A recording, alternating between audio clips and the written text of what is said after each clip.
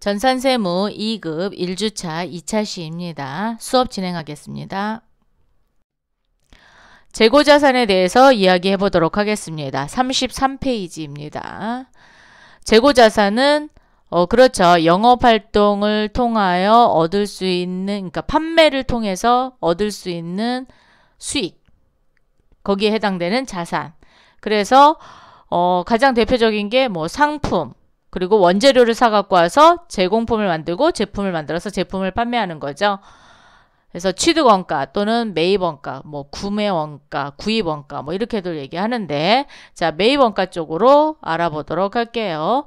상품과 원재료 등 매입원가라고 이야기할 때, 이때 매입할 때의 가격과 그 다음에 매입 재비용, 즉 운반비라든가 또 뭐가 있죠? 시운전비, 뭐 설치비 이런 것도 다 매입 재비용으로 들어갑니다. 뭐 보험도 될 수 있고요. 보험료도 될 수 있고. 자, 이렇게 매입 가격과 매입 재비용을 더한 금액에 매입 애누리. 자, 애누리는 단가를 깎아주는 거. 즉 물건 값을 깎아주는 거죠. 매입 환출은 들어왔다가 하자가 있어서 반품 나간 거는 빼주셔야 됩니다. 매입 할인은 외상으로 샀을 때 외상대금에 대해서 가격을 할인해 주는 걸 이야기합니다. 이렇게 매입 애누리, 매입 환출, 매입 할인은 빼서 매입 원가를 계산하시면 되고요. 제품과 제공품은 만드는 거잖아요. 그래서 제조 원가라고 이야기합니다. 제조 원가는 어떻게 해서 계산이 되냐? 직접 재료비, 직접 노무비, 제조 간접비, 배부액 이렇게 형성이 되는 게 제조 원가가 되겠습니다. 이때 매입 운반비는 매입 운반비는 매입 원가에 포함을 하고 매출, 판매할 때 운반비는 운반비 계정으로 별도로 처리한다. 라는 거 잘 기억해 두시면 좋을 것 같고요. 수량 결정 방법이 있어요. 자, 수량을 결정하는 방법에는 계속기록법과 실지재고조사법이 있습니다. 계속기록법이라는 것은 재고자산을 매입할 경우 매입수량과 단가, 금액을 모두 기입하고 또 매출할 때도 계속 기록해갖고 기초 재고 수량의 단기 매입 수량에서 단기 판매 수량이 뺀 게 기말 재고 수량으로 잡는 것을 계속기록법. 실지 재고 조사법은 총 매입한 매입 수량과 단가 금액을 모두 기입을 합니다. 그렇지만 매출할 때는 특별하게 기록하지 않고 그냥 몇 개가 나갔다라고만 표시를 하는 거예요. 그러고 나서 실제 창고에 남아있는 기말 수량이 몇 개인지를 먼저 사전에 조사를 해서 단기 판매 수량을 구하는 방법이 되겠습니다. 그래서 식을 보면 기초 재고 수량에 단기 매입 수량을 더하고 창고에 있는 기말 재고 수량을 실제로 재고 조사를 해서 판매 수량을 계산하는 방법이 실제 재고 조사법이다 라고 하고 있고요. 현재 우리나라에서는 그렇죠. 계속기록법과 실제 재고 조사법을 병행해서 쓰는 경우가 많이 있습니다. 자, 단가 결정 방법에는 여러 종류가 있는데 첫 번째는 개별법이 되겠습니다. 개별법. 그렇죠. 매입 가격별로 판매된 것과 재고로 남아있는 것을 구별해갖고 매출원가와 기말재고로 구분하는 건데 대부분 이렇게 고가의 그러니까 귀중품 있죠. 그런 경우는 개별법을 좀 많이 쓰고 있어요. 네. 개별법을 많이 쓰게 되면 어떤 점이 좋으냐면은 실제 물량 흐름하고도 아주 좋고 이론적으로도 가장 이상적인 방법인 반면에 거래가 빈번한 경우에는 사용할 수 없다라는 거예요. 그래서 고가의 물품을 쓸 때는 개별법으로 좀 많이 쓰지만 단가가 낮은 가격으로 된 것은 개별법으로 쓰고 또 양이 많은 경우는 개별법으로 쓰기 좀 어렵다라고 보시면 되겠습니다. 선의선출법은 그렇죠. 미리 들어온 게 미리 나가는 거죠. 그래서 먼저 구입한 재고부터 출고되기 때문에 실제 물량 흐름과 일치하는 방법이라고 할 수 있습니다. 후입선출법은 나중에 들어온 게 먼저 나가는 겁니다. 그래서 가장 최근에 입고된 재고자산이 먼저 판매되는 그런 단가 결정 방법이 되겠습니다. 이동평균법이라는 건 평균법이 어떻게 해요? 움직인다라는 거죠. 즉 상품을 구입할 때마다 가중평균 단가를 구해요. 즉 앞에 남아있는 재고랑 지금 들어온 매입량하고 가중평균 단가를 구해서 그 단가를 기준으로 결정하는 방법이 이동평균법이 되겠고, 총평균법은 일정 기간 동안 매입원가 합계액을 매입수량으로 나눈다는 거예요. 그래서 원가, 그 단가가 똑같은 금액이 총평균법입니다. 매출가격 환원법은 소매재고법이라고도 하는데, 소매가를 파악해서 기말재고의 원가를 역산으로 계산하는 방법이 매출가격 환원법이고요. 매출 총이익률법은 총이익률을 알아야 되잖아요. 그렇기 때문에 과거 일어났던 매출 총이익률을 이용해서 판매 가능 상품의 매출원가와 기말재고를 배분해서 하는 방법인데, 일반 기업 회계 기준에서는 인정하지 않기 때문에 사용하지 않는 데가 더 많습니다. 이렇게 재고자산의 단가를 결정을 했을 때 물가가 계속 상승한다고 가정했으면 크기가 어떻게 되느냐. 기말재고액이 가장 큰 게 선입선출법이고요. 가장 작은 게 후입선출법이 되겠습니다. 반면에 그거는 왜 그러냐면 기말재고액이 선입선출법은 맨 마지막에 들어온 게 기말재고액으로 되어 있잖아요. 그래서 가격이 가장 크죠. 그죠? 자, 매출원가는 기말재고액과 반대의 개념입니다. 그래서 선입선출법이 가장 작고요. 후입선출법이 가장 크게 매출원가를 차지하고 있습니다.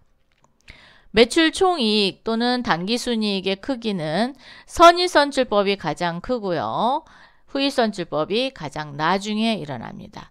그래서 결론적으로 말씀을 드리면 기말상 재고액과 당기순이익 또는 매출 총이익의 크기는 같은 방향, 즉 선입선출법이 가장 크고 후입선출법이 가장 작은 반면에 매출원가는 반대 방향이에요. 그래서 후입선출법이 가장 크고 선입선출법이 가장 작습니다. 이렇게 정리가 됐습니다. 재고자산에 포함되는 항목들이 있어요. 살펴볼게요. 자, 미착분. 미착분이라는 것은 도착을 했나요? 안 했나요? 도착을 안 했습니다. 그죠? 그러면 운송 중에 있는 상품이나 원재료를 이야기하죠. 얘는 인도 조건이 어느 거냐에 따라서 달라지는데, 선적지 인도 조건은 구매자의 재고자산에 포함한다 라는 것은 판매되는 지역, 거기서부터 구매자게 되는 거예요. 그런 반면에 도착지 인도 조건은 어느 한 곳에 지정을 해서 거기에 딱 도착했을 때까지만 되는 겁니다. 그래서 뭐 배로 선적을 한다 그러면, 자, 배로 움직인다 하면 배에 실었을 때가 선적지 인도 조건이 되는 거고요. 배가 바다를 건너서 우리나라에 도착했을 때가 도착지 인도 조건이라고 보시면 돼요. 그래서 선적지 인도 조건은 구매자, 도착지 인도 조건은 판매자의 재고자산에 포함하셔야 됩니다. 적성품이란, 그렇죠, 수탁자에게 물건을 팔아달라고 위탁자가 보내놓은 품을 얘기하는 거죠. 재고자산이죠. 그래서 수탁자가 판매하지 않고 보관하고 있는 부분만 위탁자의 재고자산에 포함하면 됩니다. 이건 수탁자의 재고자산이 아닙니다. 자, 위탁자의 재고자산입니다. 시송품은 소비자가 써보고 나 이거 구입할게 라고 의사를 표시한 것은 소비자 거예요. 그러면 표시하기 전까지만 재고자산에, 판매자의 재고자산에 포함하셔야 돼요. 표시하기 전입니다. 전. 자, 할부 상품 판매는 판매 시점을 인도 기준으로 보기 때문에 판매한 날 매출을 인식합니다. 그래서 판매자 재고자산에 포함하시면 안 됩니다. 그러면 예제를 한번 풀어볼까요? 41페이지입니다. 다음은 판매자의 재고자산에 포함되는 항목을 열거한 것이다. 올바르지 않은 것은 수탁자가 보관하고 있는 적성품, 도착지 인도 조건으로 판매한 운송 중인 자산, 금융기관에 담보로 제공한 저당 상품, 판매 대금이 회수되지 않은 장기 활부 판매 상품. 자, 대금은 회수하지 않았지만 이미 물건이 판매된 걸로 인식한다 그랬죠? 그래서 판매자의 재고자산이 아닌 것은 4번이 되겠습니다. 자, 이렇게 재고자산을 가지고 있다가 나중에 결산이 돼서 재고조사를 하면 어떤 현상이 일어날 수 있어요? 수량이 부족할 수도 있고, 그렇죠. 재고자산의 가격이 오르거나 내려갈 수도 있겠죠. 자, 이거에 대해서 한번 살펴볼게요. 자, 수량이 부족한 것을 재고자산 감모손실이라고 하고, 금액이 하락했을 때 쓰는 것이 재고자산 평가손실입니다. 그럼 수량부터 한번 살펴볼게요. 재고자산 감모손실은 뭐 파손되거나 분실하거나 도난을 당했을 때, 또는 뭐 기름 같은 경우는 증발을 또 하잖아요. 이럴 경우에 실제적으로 없어진 물품에 대한 수량입니다. 그래서 장부상 수량과 실제 수량을 비교를 해서 장부상 금액이 클 경우 그거에 대해서 단위당 원가를 계산한 거를 재고자산 감모손실이라고 하는데, 이 감모손실은 원가성이 있냐 원가성이 없냐라는 걸로 나누어집니다. 그래서 원가성이 있으면 재고자산 감모손실을 매출원가에 가산해서 반영을 하고, 원가성이 없다 그러면 영업의 비용인 재고자산 감모손실이라는 계정을 쓸 거예요. 자, 그럼 예제를 통해서 살펴볼게요. 기말 현재 재고조사를 실시한 결과 제품 수량이 10개, 자, 제품이 10개 1,000원짜리입니다. 원재료는 20개 550원짜리예요. 소실됨을 발견하여 정리하다 그랬어요. 즉 없어졌단 말이에요. 그러면 그렇죠. 이만큼 빼줘야 되잖아요. 그랬을 때 원가성이 있다, 즉 정상적으로 감모가 된 거다. 그러면 매출원가에 가산한다 그랬어요. 그래서 여기를 재고자산 감모손실 또는 매출원가라고 표현을 합니다. 제품은 10,000원어치 없어졌고 원재료는 1,000원어치 없어졌어요. 그래서 감모손실은 11,000원. 이때 원가성이 없는 비정상 감모일 경우에는 모두 다, 그렇죠, 영업 외 비용인 재고자산 감모손실이라는 계정을 쓴다 그랬죠. 그래서 재고자산 감모손실 11,000원, 그리고 제품 원재료 금액으로 정리해 주시면 되겠습니다. 재고자산 평가손실은 시가가 하락됐을 때, 올랐을 때는 안 해요. 하락했을 때만 합니다. 자, 재고자산 평가손실은 취득원가에서, 즉 내가 사갖고 온 매입원가에서 순실현 가능 가치를 빼줍니다. 그런데 얘를 수량으로 계산을 하면 실제 수량에서 남아있는 실제 수량이에요. 장부상 수량이 아닙니다. 실제 수량 곱하기 장부에 있는 단가에서 실제 단가를 뺀 거를 곱하면 재고자산 평가손실이 나올 수 있습니다. 그럼 한번 살펴볼게요. 하락한 경우, 기말 현재 재고조사를 실시한 경우 상품 100개, 단가 1,000원인데 얼마로 떨어졌어요? 800원으로 떨어졌어요. 얼마만큼? 200원만큼 줄어들었습니다. 그럼 곱하기 100개 하니까 20,000원만큼 가격이 떨어졌어요. 이게 재고자산 평가손실인 거예요. 자, 재고자산 평가손실 20,000원 하는데 얘는 매출원가에 더합니다. 매출원가에 뭐 한다고요? 더한다고요. 네. 자, 재고자산 평가 충당금이라는 재고자산 차감 계정을 써서 모아 놓습니다. 그냥 없애버리는 게 아니에요. 이렇게 재고자산 평가충당금이라는 계정에 모아놨다가 회복을 했어요. 자, 회복을 했다라는 건 상품의 시가가 올랐다라는 거죠.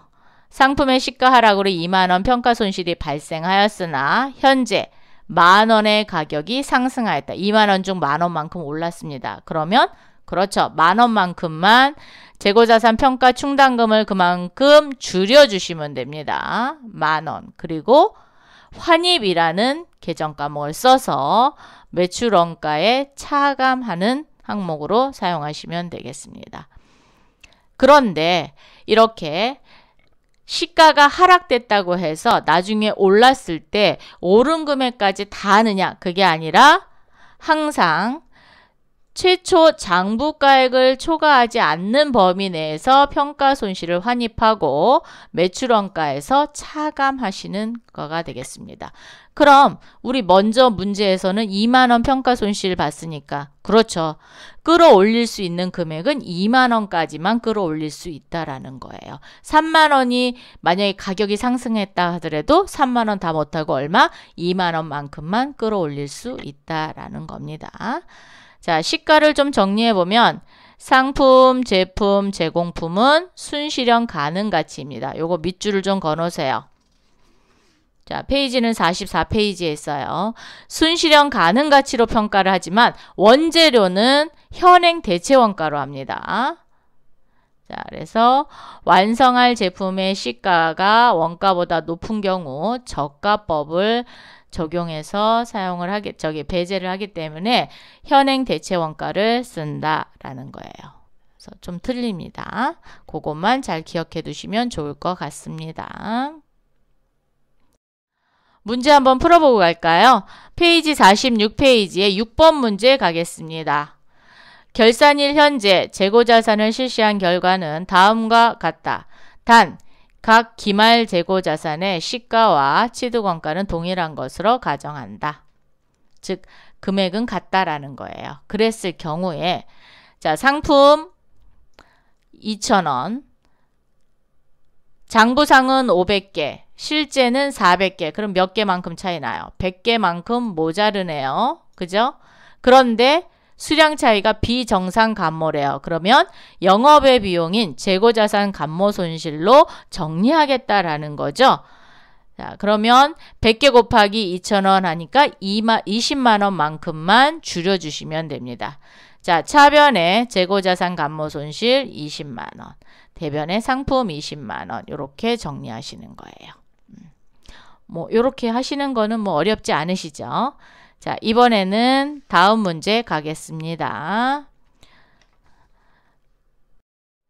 이제 유형자산에 대해서 살펴보겠습니다. 교재는 52페이지로 오세요. 자, 유형자산은 일단 형태가 있다라고 여러분도 알고 계실 거예요. 그죠? 그리고 영업활동을 위해서 사용을 한다라는 것도 알고 계시고요. 그러면 유형자산에 해당되는 건 뭐 건물, 기계장치, 차량 운반고 이런 거, 비품 이런 것들이 해당이 되죠. 이때 유형자산의 취득원가를 결정을 볼 때 어떻게 보느냐. 매입 가격에다가 취득 부대 비용인 운반비라든가 보관비, 시운전비, 취득세. 그렇죠. 요 취득세. 자, 세금 중에 취득세나 취등록세. 처음에 살 때 내는 세금은 원가에 더하셔야 됩니다. 그래서 모든 비용을 매입 가격에 모두 더해서 계산하시면 되는데 이제 취득원가를 계산하는 방법 중에 여러 가지 좀 방법이 있어요. 자, 저희가 차를 구매한다. 차를 구매할 때 반드시 사야 되는 게 채권이에요. 자, 이렇게 강제로 매입하는 채권이 있을 경우도 있거든요.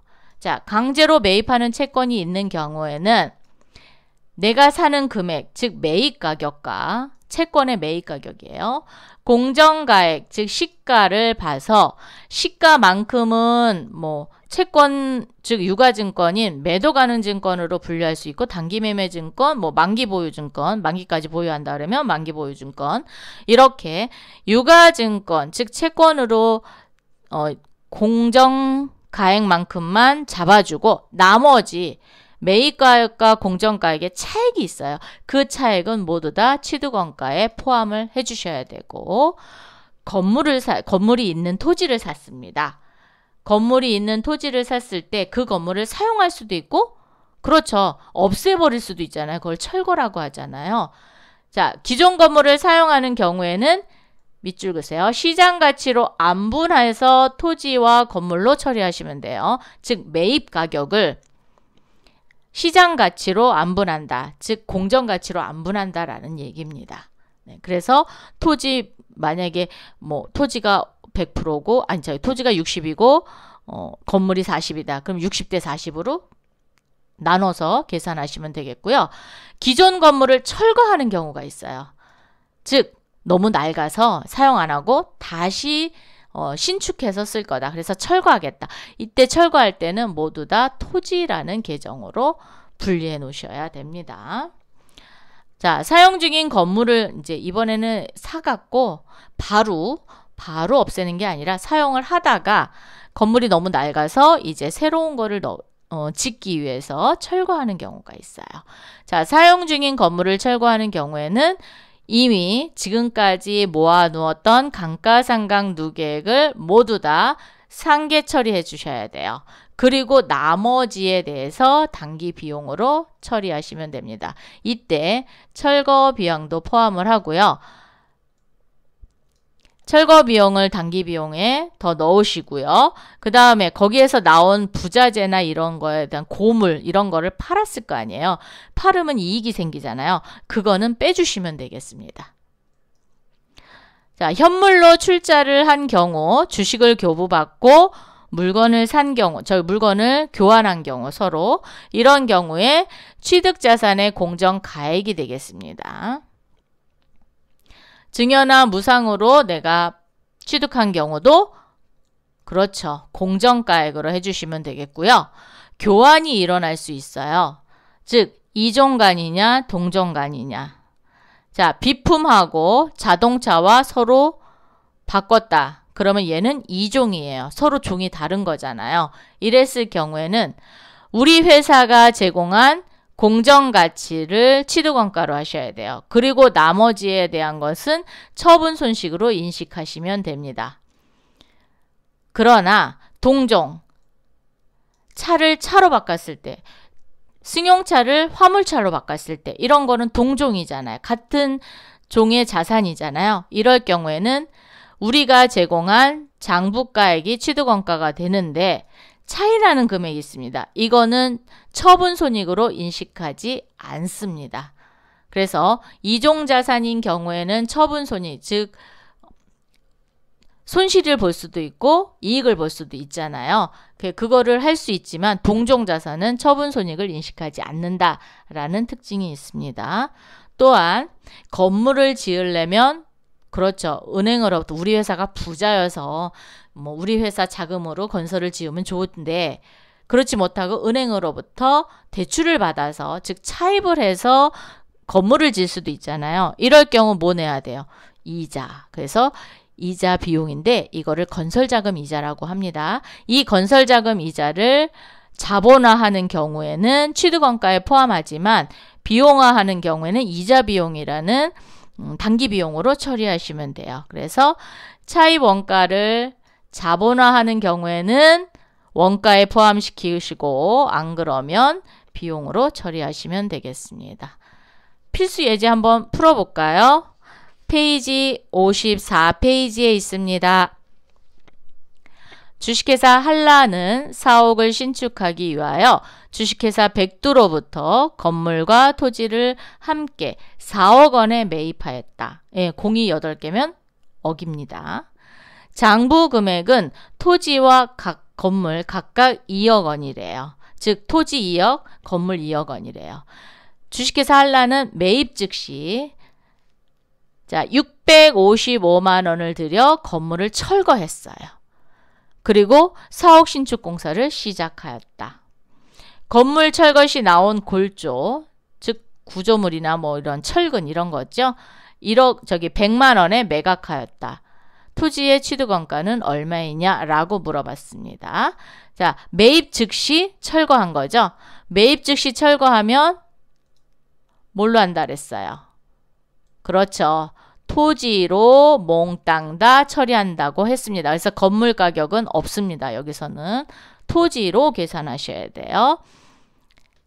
자, 그러면 4억 원에 비용 들었죠? 이 비용은 여기다 더하고 그 다음에 팔아서 나온 100만 원은 빼주시면 됩니다. 그죠?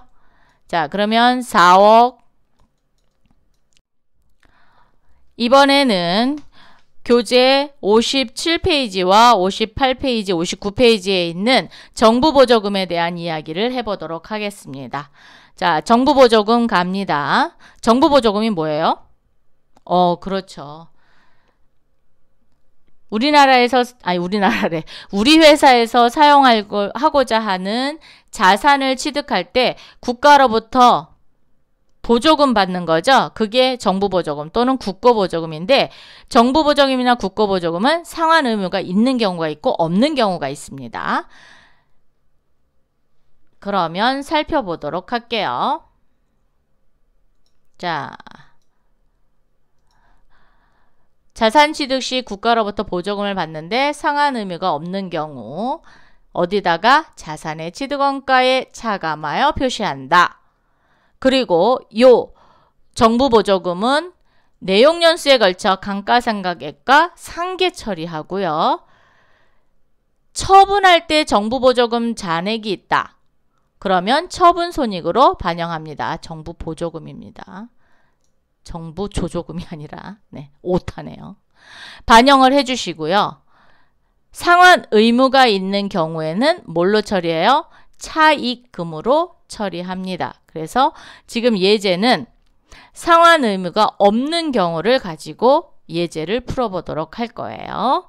교재는 59페이지. 주일산업은 1년 초에 샀습니다.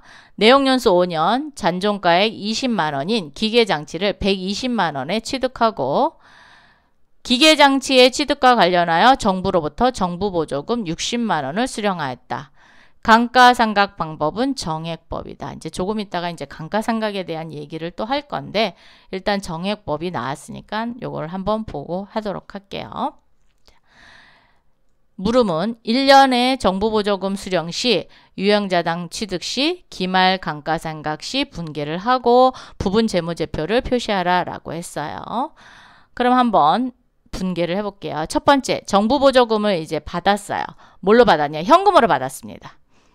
자, 보통예금으로 받으면 그냥 보통예금으로 받았다고 하시면 돼요. 자, 현금으로 받았는데 현금 60만 원. 대변에 정부보조금이라는 계정과목을 쓰는데 이 계정과목은 요 현금의 차감 계정과목인 거예요. 즉 연결된 계정인 거예요.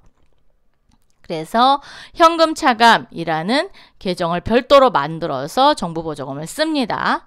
이렇게 기록을 해놨다가 유형자산을 샀죠. 즉 기계장치를 샀습니다. 기계장치 얼마 주고 샀냐? 120만 원 주고 샀습니다.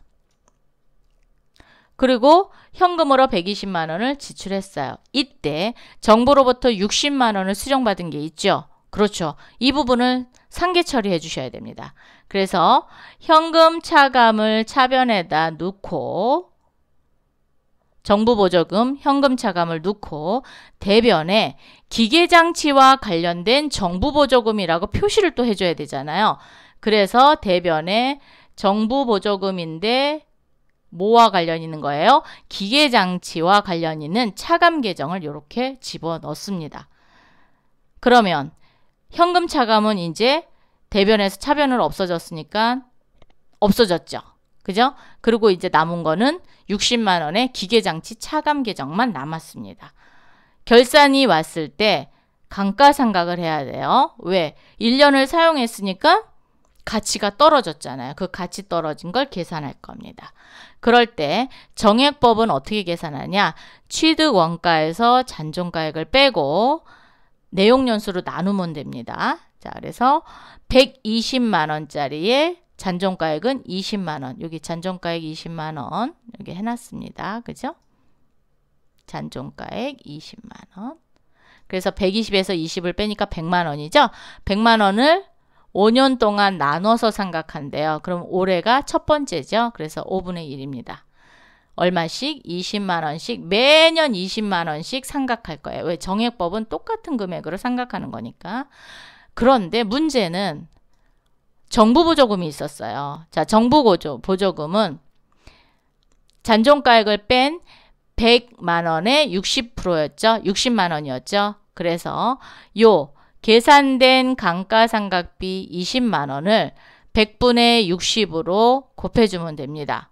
그래서 정부 보조금에 해당되는 건 12만원이에요. 12만원을 몇 년 동안? 5년 동안 상각할 거거든요. 그죠? 그럼 올해 감가상각비는 12만원입니다. 그죠? 자, 그러면 감가상각비 원래 기계장치에 대한 감가상각비는 20만원. 그래서 감가상각 누계액으로 이렇게 모아놨는데 정부 보조금을 이제 계속 없애줘야 되잖아요. 없애주니까 12만원 올해 없애줬습니다. 그럼 여기에 어떤 게 돼요? 그렇죠. 기계장치 차감이라는 계정에다가 잡아주셔야 됩니다. 기계장치 차감. 요 정부 보조금은 요거예요. 요거. 네. 자, 그리고 대변의 감가상각비 12만원 이렇게 해서 처리를 해주는데 여기도 감가상각비 다른 색으로 하나 할까요? 자, 이번에는 초록색. 네. 자, 여기도 감가상각비, 여기도 감가상각비. 그러면 얘랑 상계 처리하고 여기 8만원만 하겠다. 네, 이렇게 하셔도 상관없어요.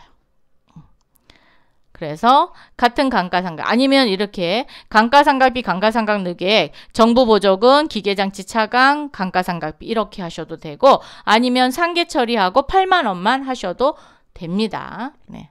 그렇게 해서 정리를 했어요. 이번에는 가지고 있던 이 자산을 4년 초에 55만원에 처분을 했습니다. 즉 팔았어요. 팔았는데 문제는 1년도에 샀잖아요. 그러면 1년도, 2년도, 3년도까지는 감가상각을 했어요. 몇 년 상각했어요? 3년 상각했습니다. 그러면 3년 동안에 감가상각 누계액으로 모아 있을 거 아니에요. 그리고 정부 보조금도 잔액이 그만큼 줄어들었을 거라고요. 그거를 계산해서 넣으시면 됩니다. 자, 기계장치는 얼마짜리였냐? 120만원. 취득원가 120짜리가 일단 나갈 거예요. 나갔죠. 그동안의 감가상각을 20만원씩 몇 년 동안 했어요? 3년 동안 했죠. 그래서 60만원을 감가상각 누계액으로 뺍니다. 그리고 정부 보조금도 얼마씩? 12만원씩 그렇죠. 3년 동안 계속 12만원씩 빼줬을 거 아니에요. 그래서 요 60만원을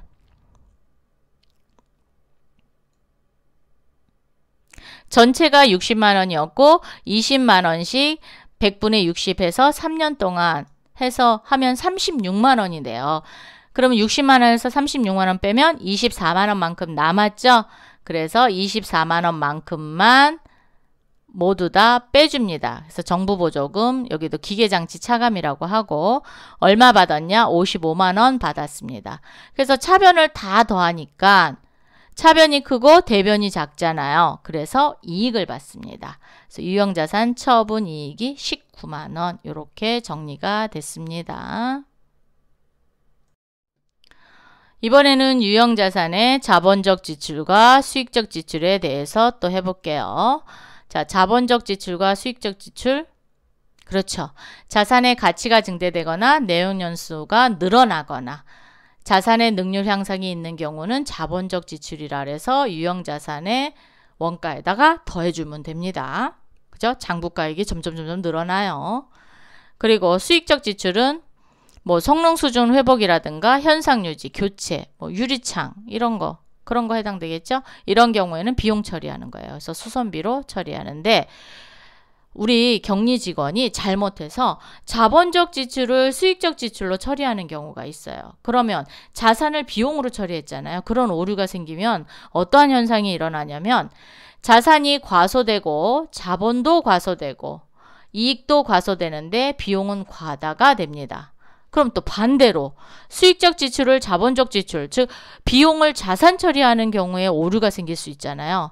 그럴 경우는 반대예요. 그래서 자산, 자본, 이익은 과대가 되고 비용은 과소가 되는 겁니다. 그래서 무얼로 처리했느냐에 따라서 오류가 될 때 어떤 부분이 더 많아지고 작아지는지를 좀 잘 기억해 두시면 좋을 것 같고요.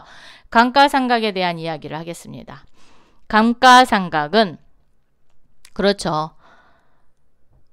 유형자산을 쓰면 쓸수록 가치가 점점 떨어지죠. 그러면 얘를 어떻게 해야 돼요? 일정 기간에 배분해야 되잖아요. 이 배분할 때 감가상각비로 가지고 계산을 하는 겁니다. 그래서 감가상각비는 어떻게 계산하냐? 직선법인 정액법, 그리고 가속상각법인 정률법과 연수합계법이 있어요. 그리고 비례법에는 생산량 비례법과 작업시간 비례법. 그래서 이 비례법은 주로 공장에서 많이 쓰겠죠? 예.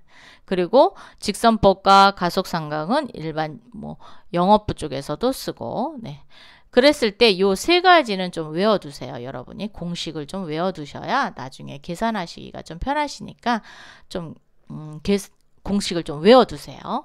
자, 정액법은 똑같은 금액을 매년 똑같이 하는 거예요. 그래서 취득원가 빼기 잔존가액을 내용연수로 나누는 거고요. 정률법은 취득원가에서 감가상각 누계액을 빼서 즉 미상각 잔액이라고 이야기하는데 그거 곱하기 정률 즉 상각률을 얘기하고요. 연수합계법이라는 건 내용연수를 다 더해서 잔여 내용연수로 나누어 주는 거를 이야기합니다. 그래서 요거 공식은 꼭 외워두세요. 예제를 통해서 한번 풀어볼게요. 대한산업은 기계장치 130만 원에 취득하였으며 교재 63페이지에 있습니다. 운반비 5만원, 설치비 10만원, 시운전 5만원이 발생하였다. 기계장치의 내용연수는 5년, 잔존가치는 15만원으로 추정한다. 자, 정액법은 취득원가 빼기 잔존가액이죠. 자, 그러면 한번 보겠습니다. 일단 그렇죠. 취득원가를 계산해야 되는데 130만원에 운반비 더하고 설치비 더해야죠. 시운전비 더해야죠. 이거를 부대비용이라고 하죠. 그래서 이걸 다 더하면 150만 원이에요. 150만 원에서 잔존가치가 15만 원이니까 15만 원만큼 뺐죠. 그리고 몇 년으로? 5년으로.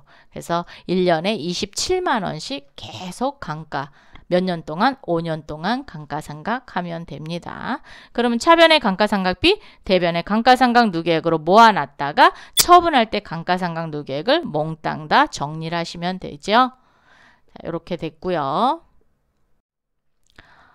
이렇게 유형자산을 가지고 있을 때 이 유형자산의 가격이 오르는 거는 상관이 없는데 떨어질 수가 있어요.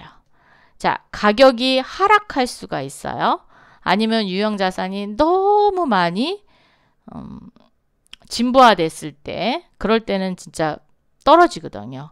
이럴 경우에 손상차손을 인식할 수가 있습니다. 손상차손을 인식할 경우와 그 다음에 이 손상차손을 인식했는데 또 금액이 회복되는 경우도 있잖아요. 예, 그런 경우를 좀 살펴보겠습니다. 교재는 66페이지에 있어요. 손상차손을 인식하는 경우에는 유형자산의 장부금액과 즉 취득금액에다가 혹시 자본적 지출이 있으면 더하면 되겠죠? 이걸 장부금액이라고 해요. 장부금액과 그 다음에 순매각액, 사용가치액을 계산을 합니다.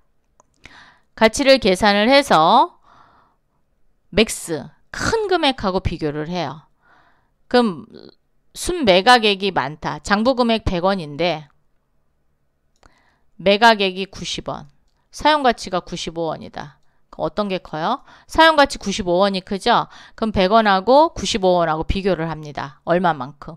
5원만큼 차손이 생겼죠? 그래서 차변의 유형자산 손상차손이 되는 거고 이거를 그냥 없애는 게 아니라 누계액으로 모아놓습니다. 그래서 나중에 처분할 때 이 누계액 갖다 씁니다. 손상차손 누계액을 5원 이렇게 잡는 거예요. 즉 장부금액에서 회수 가능 금액을 빼는 겁니다. 이렇게 5원의 손상차손을 했었는데 얘가 환입이 됐어요. 환입하는 경우에는 미니엄입니다. 자, 손상차손을 인식하지 않았을 경우에 장부금액은 100원이었고요. 회수 가치는 97원 정도 할까요? 네, 97원 정도 했어요. 그리고 장부 가격이 100원이었어요. 이렇게 비교했을 때 여기 미니엄이죠. 자, 100원하고 97원하고 하면 어떤 게? 그렇죠. 97원이 회수 가능 금액이니까 97원에서 100원을 빼면 마이너스 3원. 3원만큼 환입이 되는 거죠. 그래서 손상차손 누계액이 3원. 그리고 유형자산 손상차손 환입 해갖고 3원 이렇게 적어 놓는 겁니다. 그럼 5원에서 3원 됐으니까 얼마 남았어요? 2원이 남는 거죠. 이렇게 해서 나중에 처분할 때 사용하시면 됩니다. 자, 그러면 예제 문제 한번 가보겠습니다. 71페이지로 오시고요. 10번 문제입니다. 기계장치의 감가상각 관련 자료가 다음과 같을 때 2기인 3년 말 결산 시 계상해야 할 감가상각비와 감가상각 누계액을 바르게 표시한 것은 자, 2년 1월 1일 날 200만 원 주고 샀고요. 내용 연수 10년, 상각률은 10%. 정률법이래요. 자, 정률법 계산식을 머릿속에 또 떠오르셔야 되죠. 그렇죠. 취득원가 빼기 감가상각 누계액 상각률. 자, 그러면 1기가 2년이죠. 2년에 200만 원 주고 샀고 감가상각 첫 번에는 없잖아요. 그래서 0원 그리고 10% 해서 20만 원이 감가상각비, 감가상각 누계액으로 이렇게 분계를 해놨습니다. 그 다음 해인 2기죠. 자, 3년에는 200만 원짜리가 한번 감가상각 누계액이 있었어요. 얼마? 20만 원. 그래서 20만 원 빼니까 180만 원 곱하기 10% 해서 18만 원.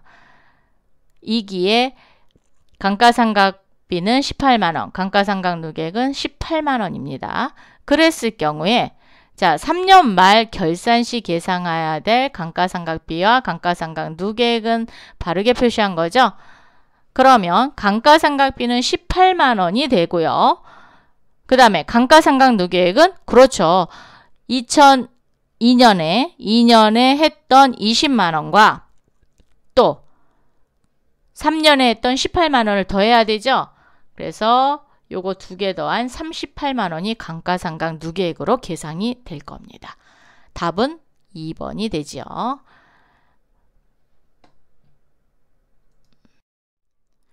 이렇게 해서 재고자산과 유형자산에 대해서 살펴봤습니다. 잠시 후에 또 시작하도록 하겠습니다. 수고하셨습니다.